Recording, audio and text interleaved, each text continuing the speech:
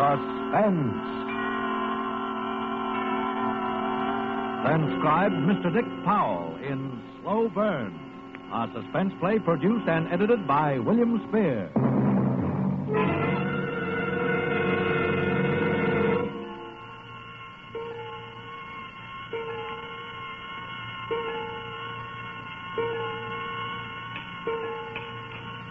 I'm standing here staring at a clock on a dresser in a crummy hotel room. I've been watching the minute hand drag itself up the face of the clock, and I'm not going to pull my eyes away from that minute hand until it touches 12. Because at 12, the slow burn that started in my insides way back 3 months ago, the slow burn that built till my whole body was on fire, is going to be soothed. Yeah, in another few seconds, it's going to be 12 midnight, and I'll be able to breathe again. Then they can come get me. I won't care. There it is. I can make that call now.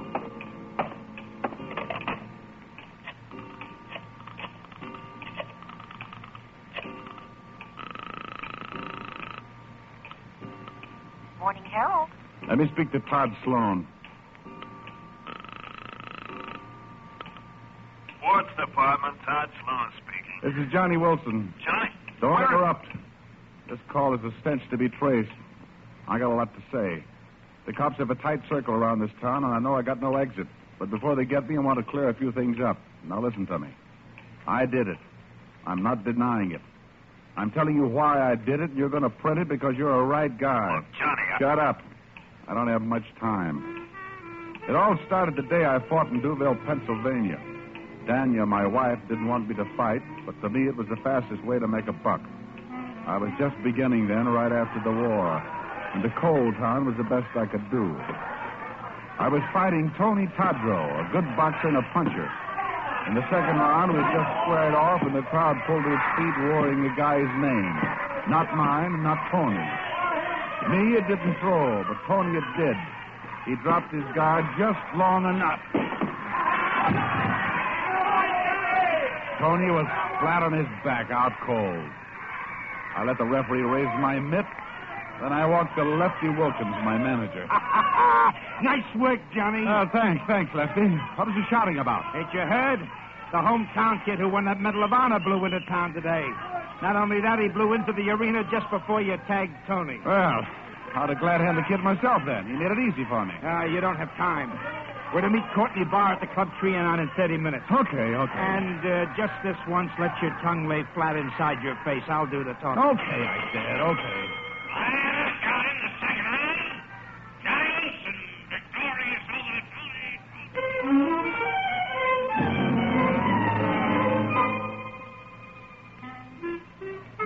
You saw Johnny fight tonight, Mr. Barr. He's good. It takes more than good these days. We know that, Mr. Barr. That's why I ask you in. All we need for him is the right build-up and the connection. Now, look, when I angel a show at a nightclub or a fighter, I want a reasonable chance to get my money back. Lefty, you never brought a fighter up to the top yet. But this time it's different. Johnny Wilson is the next champ. Oh, don't beg him, Lefty. If he's too blind to recognize a good thing when it's shoved in front of him, let him get a seeing eye dog. Oh, I'd take a chance on Johnny if he had an exploitation angle. The way it is now, there's too many good boys bouncing around. Don't need the build-up will have to go into him. No. I'm returning to New York tonight. Goodbye, gentlemen. Yeah, he's got nothing. Nothing but money. Someday I'm going to walk into a bank and look at the stuff. You know they keep the trap behind little cages?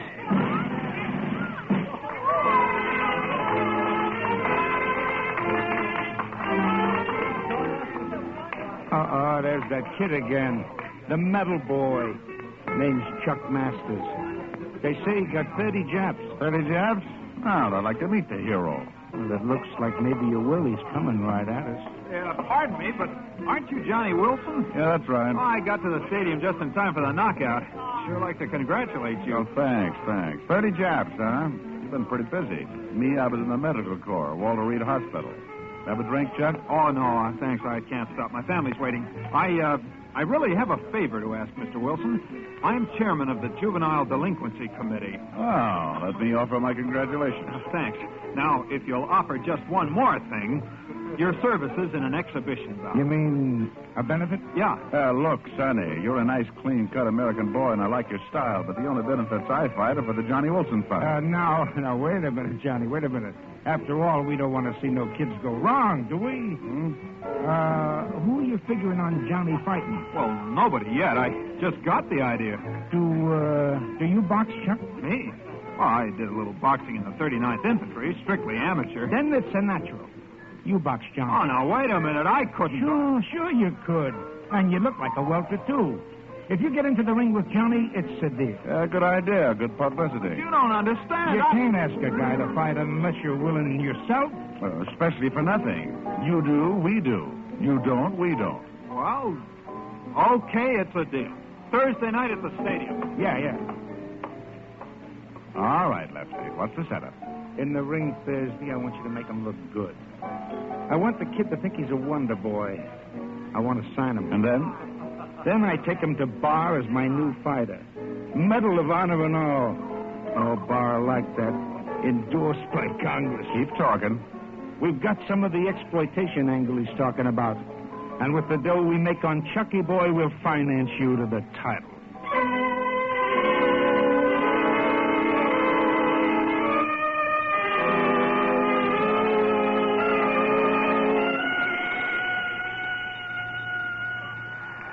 Get a load of the crowd. Any more people come in, we'll have to ration the oxygen. That's what Bar means by exploitation.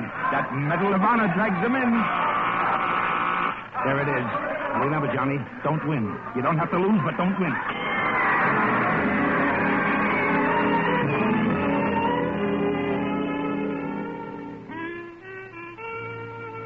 Well, it was a fair enough fight. Like Lefty wanted. I didn't lose it, and I didn't win it. The kid was a cinch to sign, and Lefty wired Bar to find out if he was interested. He was, and now we were in New York in the Copa Club, signing the contracts. There's one thing, Lefty. Now that Chuck is signed, where does Johnny here fit in? Oh, Johnny's going to stop boxing for a while. He's going to groom Chuck. Me, I wasn't having any conversation just then. I was watching Chuck watch a long-haired, slinky dame come towards our table. She had on a gown that had no straps and didn't need any. There was sweet rhythm in her walk, and she wore a hands-off look that beat blood into a guy's head. She stopped at our table, and Chuck's mouth flopped open. I said, "Well, gentlemen, this is my wife. Hello. Danya, this is Chuck Masters. Sit down, baby." So you're the new fighter. Yeah. I hate fighters. Oh, you're frightened the boy. And I hate the parasites who live on. No, have a drink, baby. Why do you take that, Johnny? Shut up. Hey, new fighter. Why don't you duck out before they knock that gentle look out of your eyes? I don't want to fight Mrs. Wilson, but I need money. Johnny looked like you when he first started. And after only 4,000 push-ups a day, look at me now. Childhood sweetheart. Sweetness and light. Now he's not happy unless I wear gowns like this. There's nothing wrong with that dress. Hey, baby, have you heard? I'm going to stay out of the ring for a bit. I'm going to teach Chuck here a thing or two. Who can tell? With me behind him, he may get to be our next champ. You've given it up, Johnny. What happened? He's just taking a rest, Danya. That make you sore? Not me. It just sounds like Johnny's using his head. And that sounds so strange it makes me suspicious. Ah, a great little kidder, ain't she, Chuck? Hey, Mr. Barr? Come on, baby, let's dance.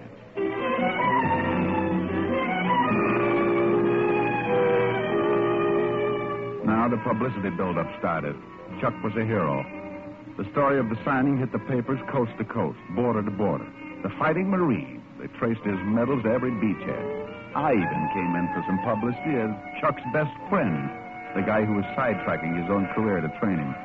And on the day Chuck signed for his first fight, with Whitey Carnes in the Bronx Coliseum it was, who should come in to give him his medical but my old CO from the Med Corps, Doc Peterson. Hey, Corporal Johnny Wilson. Well, don't make me say what are you doing here. Tell me. I'm a fighter, Captain. Well. That's a far cry from Walter Reed Hospital, huh, Johnny? How you doing? Well, so far the Army paid off better. No, Doc, this is Chuck Masters. Oh, hiya, Chuck. Say, according to all the publicity I hear, you're going to be the next welter champ. Yeah.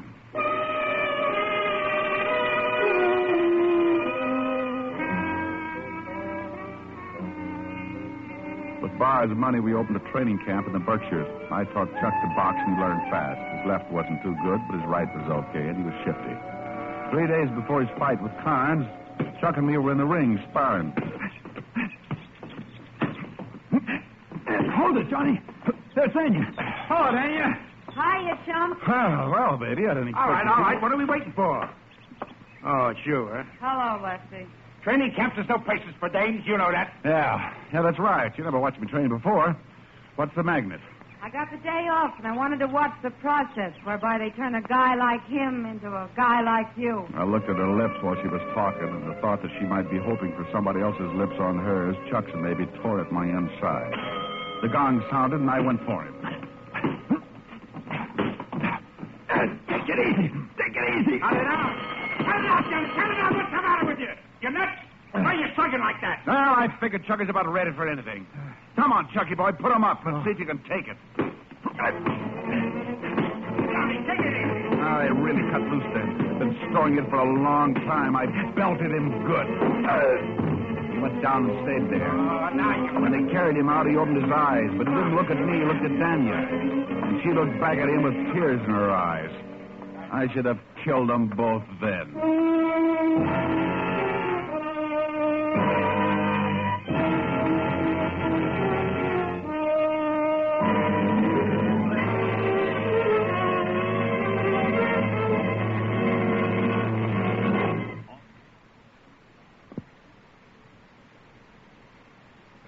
In large numbers, Todd, but they won't find me for a while, and I only need a little more time to finish. Well, Chuck won his first fight, naturally. He was getting the slow, careful build-up. He won a second fight over in Jersey. So then Lefty began to book him. He said Courtney Barr wanted Chuck to go out and make a tour, get a list of knockouts so he'd have a record. So I sat on my mitts. The day Chuck got back from his tour, he called, and Daniel invited him to dinner. How was the tour, Chuck? Oh, fine. I had a couple of fights that were terrific. In Denver, I fought Willie Myers. What a boxer. But I found his weakness. See, when he was getting set to throw his right, he always flipped his elbow just a bit. From then on, he was my meat. You're beginning to enjoy fighting, Chuck. Well, why shouldn't he enjoy it? There's money in it. Sure. 50% of the purse and a bonus. Don't forget the bonus. Scrambled brains, cauliflower ears, and a nose smattered all over your face. A good fighter keeps his nose straight. Johnny was just like Chuck when he first started. Fighting kills a man's better instinct. I'll get the dessert. Yeah, I'll help you.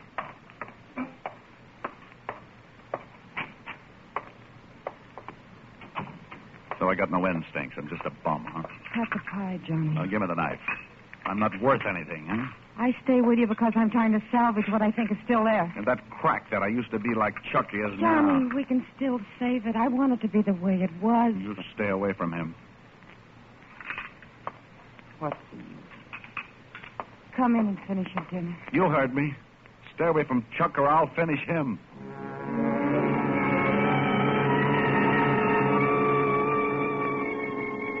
Every sports writer was wondering who was going to fight Mike Gruen. Nobody got a crack at the champ unless he fought Gruen first. I knew who it was going to be. Me. And with the money left he got out of Chuck's fights, that was the deal we'd made. But, well, I was getting itchy about it. All this time, I wasn't getting any particular build-up. We were on the lake cruising around relaxing after 2 weeks of hard training. Barr and Chuck were watching a kid horsing around doing handstands in a canoe. I took Lefty to the other end of the launch. Yeah? Yeah, look, Lefty. I know, Johnny, I know. Now, don't worry about the Gruen bout. Maybe it would be smarter, Lefty, if you gave up my contract on the surface. Then you could hold off Chuck while my new manager signed me for that match. I can't, Johnny. Oh, why not? Now, don't get mad. But I had to give Barr 50% of your contract or he wouldn't back Chuck originally. But I got it fixed. Well, you dumb, stupid... I spun around and saw a canoe floating bottoms up. Chuck was ripping off his clothes, but I got out of mine fast, too. Me and Chuck hit the water together. You see him, Johnny? Huh? No. I saw the kid, but I wasn't telling Chuck. He'd come up about 20 yards away, and he went down in the same spot. This was going to be publicity for me. I dove for the kid, grabbed his hair, and pulled him up.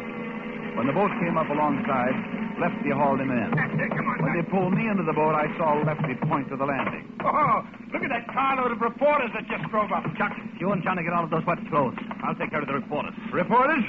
Well, send them along, boys. Photographers, bring them on.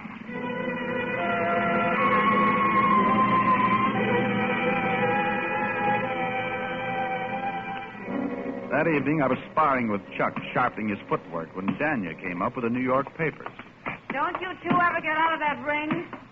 Oh, and by the way, congratulations. Huh? Oh, you hear all about the hero stuff on the lake? Yeah, congratulations. But she wasn't looking at me. She was looking at Chuck. I hopped out of the ring, grabbed the newspapers out of her hand. The story was there all right in big block headlines. Chuck Masters saves boy from drowning. Medal of Honor winner does it again. Me? I wasn't even in the comic section. This is all wrong, Dania. Johnny saved that kid. Yeah, Johnny saved that kid. Now Johnny's going to save himself. Where's that Lefty Wilkins? Oh, that's a dirty trick, Johnny. Chuck, you're trying to tell me you knew nothing of this. Your picture and life history on the front page. I swear. Now your eyes open, Johnny. Look what they've done to Chuck. How they made him lie just for the sake of publicity. I didn't lie. And what publicity? Your fight with Mike Gruen on the sports page. The whole double cross opened up like a filthy sunflower. I was the patsy, the fall guy, the jerk, the dummy. I was going to be the next champ. Yeah, the next champ under the dunce cap. I wanted to pound someone, something, anything. My eyes focused on Dania. I'm glad this has happened. Maybe, Johnny, now you'll give up. We'll have a chance to live decent, normal lives. I'm glad this has happened. I spark-plugged this whole thing so I could get that Gruen bout. I fixed it. Stupid. Shut up! You hit me. You miserable skunk. Come back here. Let her alone. Oh, I've been waiting for this, Chucky boy. Johnny, take it easy. Wait a minute. Oh, shut up.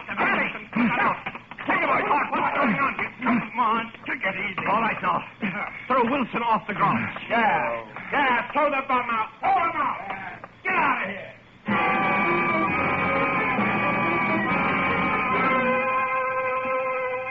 They threw me out all right, and while they were doing it, I was thinking I was going to kill Lefty Wilkins. That was definite.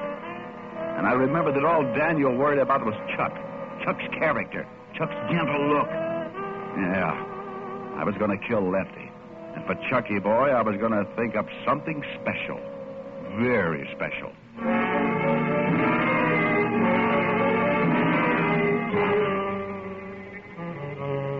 Day after day, I'd wake up with a new idea, but none good enough.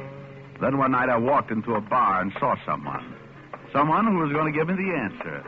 It was my old CO, Doc Peterson. Corporal Johnny Wilson. Come on over. Bring a drink with you. Oh, thanks, Captain. Still medicing for the boxing commission? Yeah. Still fighting? Yeah, off and on. Glad to see you, Johnny. Hey, you're the second guy I've seen from our old outfit recently. Yeah? You remember that lieutenant in the chemical corps who nearly lost his eyes? I saw him. I met his new wife. A real mess.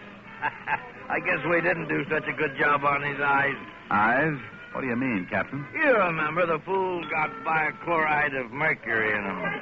Severe corneal laceration. Lucky thing we caught him when we did, or he'd have gone permanently blind. It's a terrible thing when a man loses his eyesight. Yep. Suppose it was a man in your profession, huh, Johnny? Huh? Yeah. A good thing a guy can tell when that stuff gets in his eyes. And a guy can always tell. Burns like mad. Yeah, I guess it would. Well, I gotta be on my way, Johnny. Captain, how long would that stuff have to be in a guy's eyes to blind him permanently? 26 hours about, if he's in top condition. The captain left, and me, I walked the streets all night, most of the next morning until the 42nd Street Library opened. I went through 5 medical books before I found what I wanted. Eye anesthesia. Ponticate. Causes loss of sensation in the eye without affecting the eyesight. I went up to the training camp. The Gruen bout was in 3 days. I had to get back in favor, and I piled it on good. I played it with hearts and flowers, everything. Poor Johnny boy. I'm sincerely sorry. That's the way it is, Chuck. I'm sorry for the hassle I caused. I'd sure like to be with you the night of the fight. Well, Okay, Johnny. It'd be funny fighting a local match without you in my corner. Sounds fishy to me. You ain't the kind to forgive. Well, it ain't fishy, Lefty. Since Daniel left, things have been lousy with me. I'm out of dough. I got to eat. I need the job. He gets the job, Lefty. He rates it. He taught me everything I know. I want him in my corner.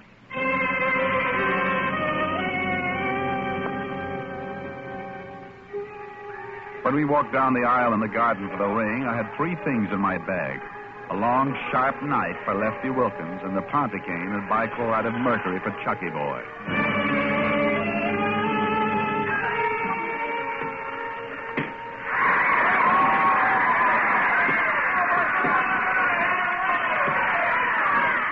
At the end of the fourth round, Chuck was way out in front and Lefty was beaming all over.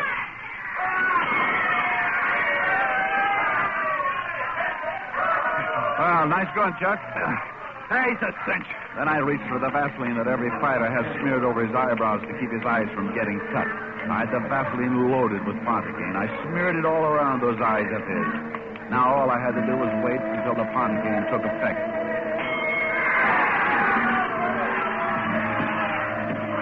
The next 3 rounds were a nightmare. Chuck seemed as good as ever, and Gruen was weakening fast. Suppose he got knocked out before I got the bichloride in Chuck's eyes. Well, everything's still okay, Chuck? Hey, sure must be poop, Johnny. He hit me in the eye 3 times that round. I didn't even feel it. Yeah? That's all? Oh, come on, dummy. Swat my face. Little cold water, boy. Next round, I'll kill him. He leaned back. I picked up a sopping sponge from the outer bucket, the one with the bichloride, and I swabbed his face and kept swabbing it while the liquid ran over his forehead and down in his eyes. This is it. He didn't even wince as the poison drained under his lids, into his eyes and over his eyeballs. He started the 8th round strong and cocky, pushed Gruen all over that ring, and then all of a sudden it happened. He stopped and put his gloves to his eyes, trying to rub away the creeping blindness. Gruen played it cagey. He thought it was a trick. But as Chuck desperately hunted for him, Gruen caught wise and he piled into Chuck. Gruen tore his head off. He hit Chuck with everything but the ring post. Chuck kept going down and coming up for more. Oh, it was beautiful. I picked up my bag and left the corner. On the way out, I stopped for a moment where Lefty Wilkins bent forward, agonizing in his seat as he watched the championship go out the window. He didn't even move when I shoved a knife into his back.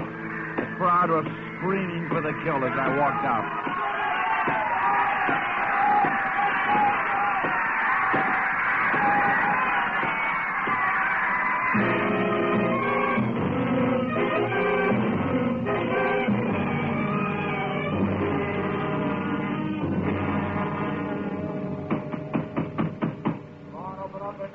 Still there, Todd? Yeah. The law's going to be in a second. The reason I couldn't call you in time for your Bulldog auditions, I had to be sure the 26 hours is up. Otherwise, you could have warned Chuck and his eyesight could have been saved. I want him to stay blind. All right, grab him. Take it easy. Take it easy. You can have me. I got what I wanted. You admit you killed Lefty Wilkins. Sure, and it was a pleasure. And Chuck the champ, how does he like it? Got any jobs for fighters who can't see? Why don't you ask him? What? Hello, Johnny. Chuck. Well, what do you... Yes, Johnny, he can see. He's not blind. But you can't see.